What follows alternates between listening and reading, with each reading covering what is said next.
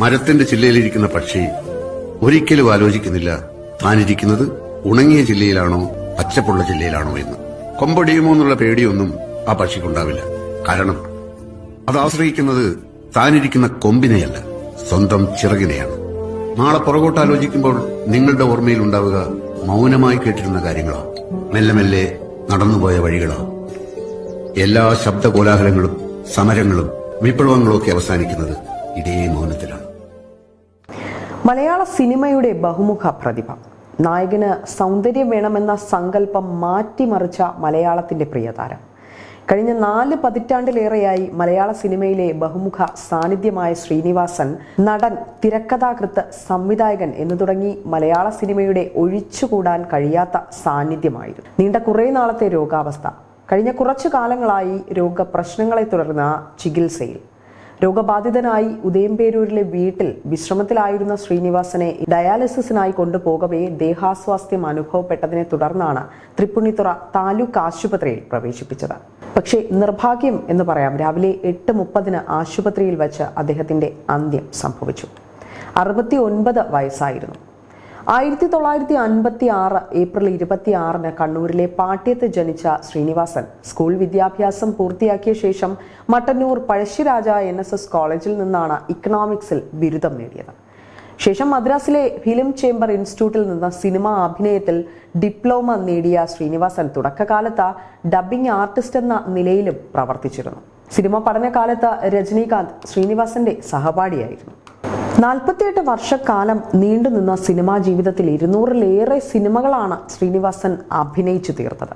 1977 PA Backer സംവിധാനം ചെയ്ത മണിമുഴക്കത്തിലൂടെയാണ് സിനിമയിലേക്ക് അദ്ദേഹം കടന്നു വന്നത്. പിന്നീട് 1984 ഓടരുതമ്മാവ ആളറിയാം എന്ന സിനിമയുടെ തിരക്കഥാകൃത്തെന്ന നിലയിൽ മലയാള സിനിമയിൽ ശ്രീനിവാസൻ വരവറിയിച്ചു. സാമൂഹിക വിഷയങ്ങളെ നർമ്മരസം ചേർത്ത് ശ്രീനിവാസൻ തിരക്കഥകൾ ഒരുക്കിയപ്പോൾ മലയാളിക്ക് ഹാസ്യത്തിന്റെയും ആക്ഷേപഹാസ്യത്തിന്റെയും നവ്യാനുഭവങ്ങൾ കൂടിയാണ് സ്വന്തമാക്കാനായത്. 1989 പുറത്തിറങ്ങിയ വടക്ക് നോക്കി യന്ത്രമായിരുന്നു ശ്രീനിവാസൻ ആദ്യമായി സംവിധാനം ചെയ്ത സിനിമ. മികച്ചൊരു സംവിധായകന്റെ വരവറിയിച്ച സിനിമയായിരുന്നു വടക്ക് നോക്കി യന്ത്രമെങ്കിലും അഭിനയത്തിലും തിരക്കഥാ രചനയിലുമായിരുന്ന ശ്രീനിവാസൻ കൂടുതൽ ശ്രദ്ധ കേന്ദ്രീകരിച്ചത്. ശ്രീനിവാസൻ സംവിധാനം ചെയ്ത മറ്റൊരു ചിത്രമായ ചിന്താവിഷ്ടയായ ശ്യാമള മലയാളിയുടെ ജീവിത പരിസരങ്ങളിലെ കാപട്യങ്ങളെ ആക്ഷേപഹാസ്യത്തിലൂടെ വരച്ചിട്ടു. ഈ 2 ചിത്രങ്ങളും ദേശീയ, സംസ്ഥാന ചലച്ചിത്ര പുരസ്കാരങ്ങൾ നേടിയിട്ടുണ്ട്. കൂടാതെ 1995 പുറത്തിറങ്ങിയ മഴയത്തും മുമ്പേ 1991 സന്ദേശം എന്നീ ചിത്രങ്ങളിലൂടെയും മികച്ച തിരക്കഥയ്ക്കുള്ള സംസ്ഥാന ചലച്ചിത്ര പുരസ്കാരം അദ്ദേഹത്തെ തേടിയെത്തി. മലയാള സാഹിത്യത്തിന് വൈക്കം മുഹമ്മദ് ബഷീർ എന്തായിരുന്നോ അതുതന്നെയായിരുന്നു മലയാള സിനിമയ്ക്ക് നമ്മുടെ സ്വന്തം ശ്രീനിവാസൻ എന്ന മഹാപ്രതിഭ. ചുരുക്കി പറഞ്ഞാൽ സാധാരണക്കാരുടെ ജീവിതങ്ങളെ അസാധാരണ മിഴിവോടെ അവതരിപ്പിച്ച തിരക്കഥാകൃത്ത്. ആക്ഷേപഹാസ്യത്തിന്റെ സാധ്യതകൾ സൂക്ഷ്മമായി തന്നെ ഉപയോഗിച്ച ശ്രീനിവാസന്റെ ആദ്യകാല സിനിമകൾ സാധാരണ മനുഷ്യരുടെ ജീവിതത്തിന്റെ നിസ്സഹായതകളും സങ്കടങ്ങളും മിഴിവോടെ ആവിഷ്കരിച്ചു. സത്യനന്ദിക്കാടിനൊപ്പം അദ്ദേഹം ചെയ്ത വരവേൽപ്പടക്കമുള്ള സിനിമകൾ മലയാളിയുടെ ഒരു കാലഘട്ടത്തിന്റെ ചരിത്രവും ജീവിതവുമാണ് ചർച്ച ചെയ്തത്. 1991 പുറത്തിറങ്ങിയ സന്ദേശത്തിന്റെ രാഷ്ട്രീയവും കേരളത്തിന്റെ രാഷ്ട്രീയ സാമൂഹിക മണ്ഡലങ്ങളിൽ ഇന്നും ചർച്ച ചെയ്യപ്പെടുന്നുണ്ട്. കടന്നുപോകുന്ന ഓരോ തെരഞ്ഞെടുപ്പുകളിലും ആ ഡയലോഗുകളും ദൃശ്യങ്ങളും ഇപ്പോഴും നമ്മൾ തിരഞ്ഞു പിടിക്കാറുണ്ട്. ബക്കറുടെയും അരവിന്ദന്റെയും KG ജോർജിന്റേതും അടക്കമുള്ള നിരവധി ചിത്രങ്ങളിൽ ശ്രീനിവാസൻ അഭിനയിച്ചു. പഞ്ചവടിപ്പാലം, വിൽക്കാനുണ്ട് സ്വപ്നങ്ങൾ എന്നിവയിൽ ശ്രദ്ധേയ വേഷങ്ങൾ ചെയ്ത അദ്ദേഹം തിരക്കഥാ രചനയിലേക്കും കടന്നു വന്നു. പൂച്ചയ്ക്കൊരു മുക്കുത്തി എന്ന ചിത്രമായിരുന്നു അദ്ദേഹത്തിന്റെ ആദ്യ തിരക്കഥയിലൊരുങ്ങിയത്.